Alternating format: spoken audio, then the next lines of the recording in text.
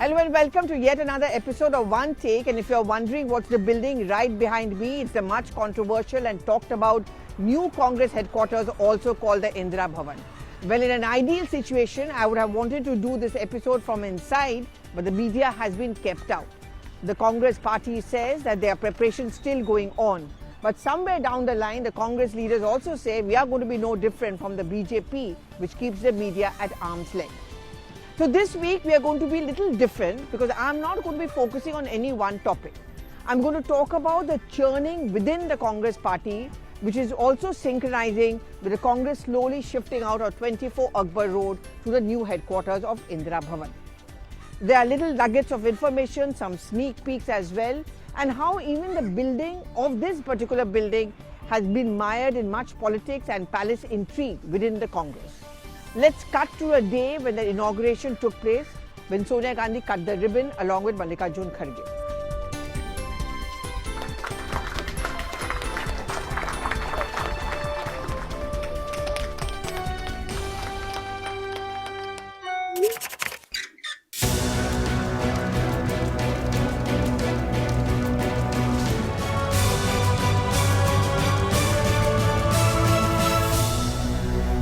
Mohan Bhagwat has the audacity to inform the nation every 2 or 3 days what he thinks about the independence movement, what he thinks about the constitution.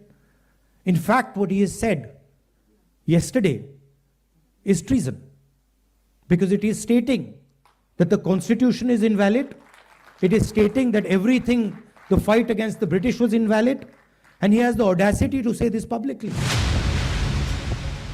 Rahul Gandhi's speech on a battle against the Indian state has been much reported and talked about, and he's already facing an FIR, and for the BJP it's a big issue on which they're going to corner him on, accusing him of being anti-national, speaking the language of George Soros, and as we head into a budget session of Parliament, as an LOP, his position is going to be questioned by the BJP, that does he deserve to become the LOP at all, and why is it that the Congress party consistently speaks a language which George Soros either scripts or is anti-national in nature.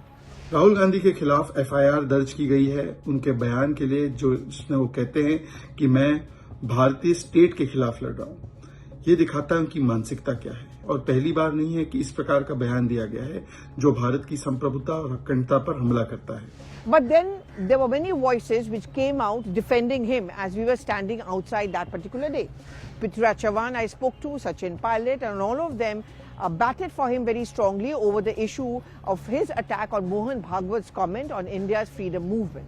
What he has said amounts to sedition, and I think government should take action on those comments of his. And Rahul Gandhi's entire speech should be heard in its totality. Then they'll understand what he meant. But what was not spoken is what the real Congress is feeling at this point of time. Many of them are wondering and asking, why is it that every time Rahul Gandhi speaks, there is a controversy which is stoked, which ends up hurting the Congress. On a day when the new building should have been more important and his attacks on Mohan Bhagwat should have been the focus of attention, instead his comment on the India state became one. And that is what many have begun to question, that his advisors or those close to him, are they leading him up the garden path? And with this is linked the issue of the Delhi elections as well. The Congress began by reaching out to AAP, hoping and seeking an alliance. When Arvind Kejriwal snubbed them, they took a back seat. Then somewhere down the line, when Ajay Makhan was given the go-ahead that you can attack the Aam Aadmi Party, question Arvind Kejriwal, Ajay Makhan was suddenly told, don't do the press conference, because it was Rahul Gandhi and his team felt that this is not the right time to attack the Aam Aadmi Party. Makhan was left sulking, which is why he was missing at the Selampur rally of Rahul Gandhi, the first of his rally. But the moment Arvind Kejriwal came out with his comment against Rahul Gandhi, we saw that Congress came back to attacking AAP. Rahul Gandhi goes to Rithala. We saw those videos, those hashtags of Rahul Gandhi, Delhi Saaf Karo for Arvind Kejriwal. That is because another group of leaders within the Congress party reached out to Rahul Gandhi and say, what's the point of keeping quiet and not attacking Arvind Kejriwal? So that's one politics which we are seeing inside.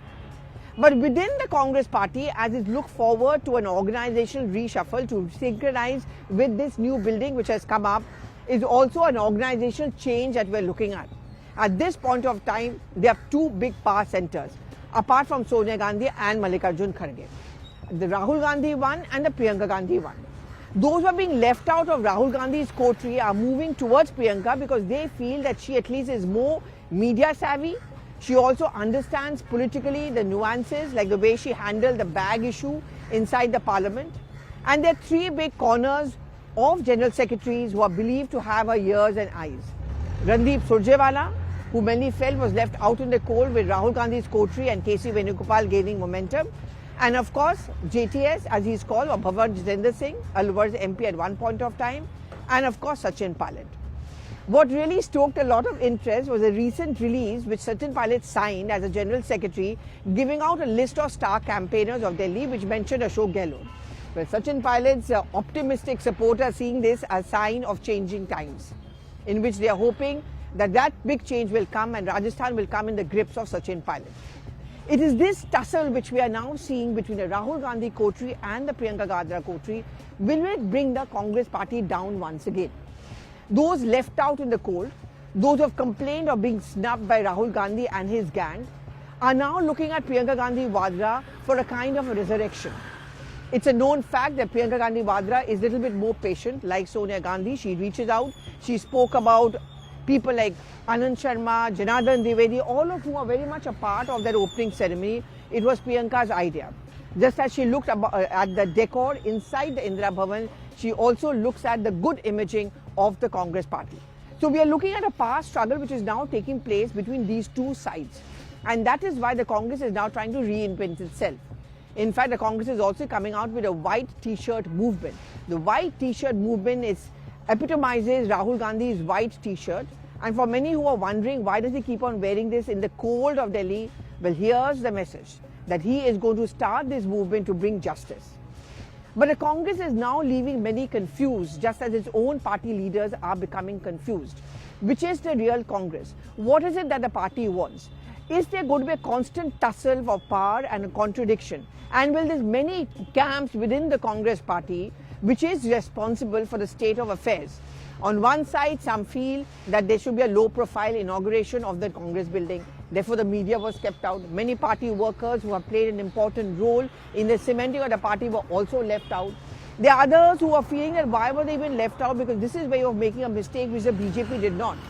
The Prime Minister insisted on a separate enclosure as far as the media was concerned or the party workers were concerned. A separate lunch was held for them. Why is it that the Congress party is not able to reach out to what Rahul Gandhi calls the Babbar shades?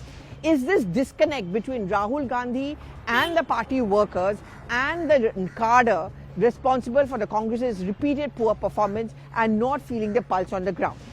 When I speak to a lot of leaders, they keep on telling me that issues like the attack on crony capitalism, constantly blaming the EC, is actually not clicking on the ground.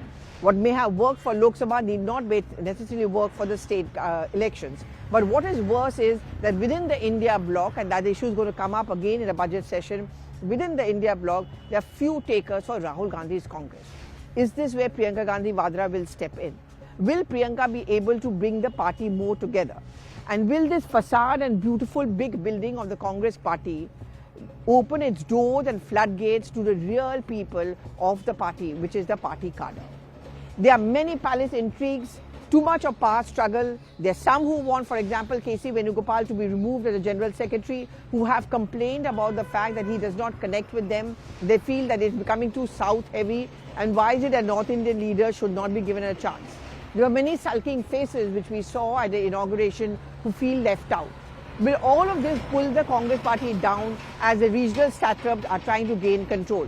Do give in your responses, and hopefully the next time round when we have an episode of One Take, I will be reporting from inside and not outside. Thank you so much for watching.